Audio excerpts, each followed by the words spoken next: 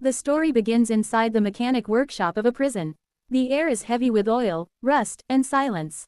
Metal tools lie scattered on a wooden table, and the soft clinking of iron echoes through the dim room. A man stands there, calm and focused, repairing an old, worn-out machine as if the world beyond these walls does not exist. His hands move with precision, but his eyes carry something deeper, an unusual peace mixed with a strength that seems hidden, waiting. Slowly, he lifts his head and looks directly into the camera. "This," he says in a quiet, steady voice, "is my story." The year is 1947. Paris is still recovering from the wounds of war, and La Santé Prison stands as a cold reminder that freedom is never guaranteed. The man's eyes reflect a strange calm, but beneath it lies a storm, memories, pain, and a plan yet to unfold. The story then moves backward in time. Inside one of the prison wards, a new prisoner is brought in. His name is Claude. He is escorted by guards and placed in front of the warden. Claude appears composed, almost detached, as if he has already accepted his fate. During the routine search, the guards discover something unusual, a gold-plated lighter, carefully hidden on his body. The warden picks it up and examines it closely. "You know lighters are not allowed in here," the warden says coldly. Claude looks at him without fear and replies calmly, "It doesn't work. There's no gas inside. It's useless. I keep it only because it means something to me." For a moment, the warden studies his face.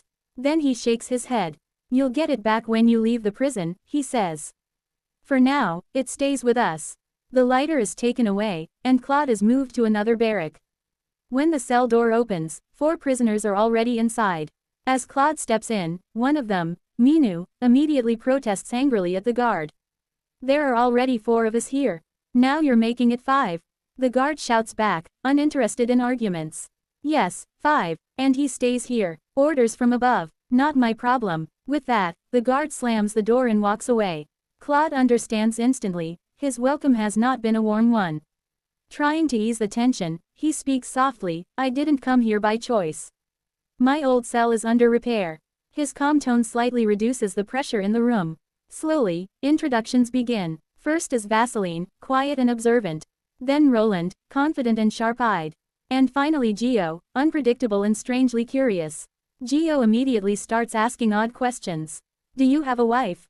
Do you love me?" Claude smiles faintly and replies, "I have a wife, but I love someone else."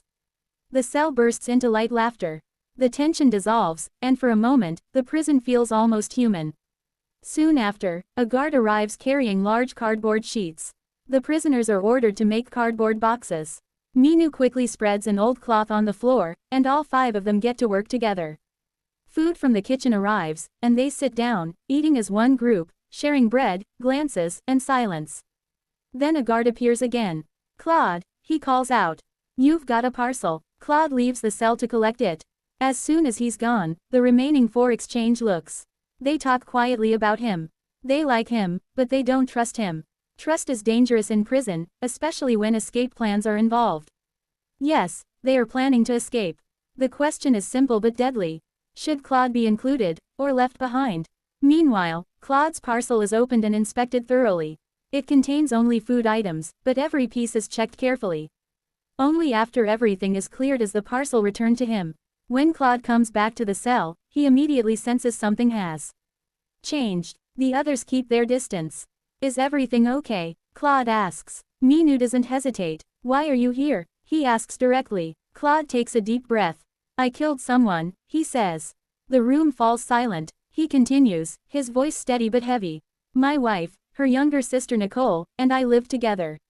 One day, my wife tried to shoot me. I struggled to take the gun from her, and it went off by mistake. The bullet hit her shoulder. After that, she accused me of trying to kill her." Anger rises among the prisoners. How could a wife do that to her husband? One of them mutters. Gio asks quietly, "Is your wife rich?" Claude nods. "Yes, she is, but I don't love her anymore." He hesitates, then adds, "I was having an affair with her younger sister, Nicole." Everything suddenly makes sense. Minou asks the final question. "Do you think you'll ever get out?" Claude remains silent. That's when Roland steps forward. "We're escaping," Roland says. "All 4 of us. And maybe, you can be part of it too." Claude is shocked. Roland continues calmly, "I've escaped 3 times before. More discussion follows, and Claude realizes just how lucky he is that his cell was changed to this one. When Claude finally asks, Roland answers simply, "We wait for morning. Darkness won't help us." During the day, loud noises come from outside the prison: construction, traffic, chaos. The 5 men recognize this noise as opportunity.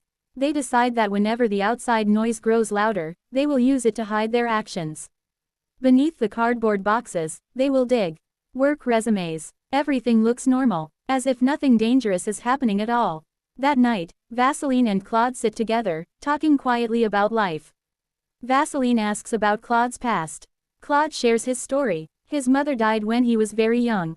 5 years later, he lost his father in a car accident. From then on, he was raised by his grandmother. Life had never been kind to him. As the night deepens, both men fall asleep. Morning comes. Roland wakes up first. Soon, guards arrive to unlock the cells and serve morning coffee. Roland distributes the coffee inside the cell. Everything appears normal, another ordinary prison morning. Then Roland reaches into the corner of the cell and pulls out a hidden shard of glass.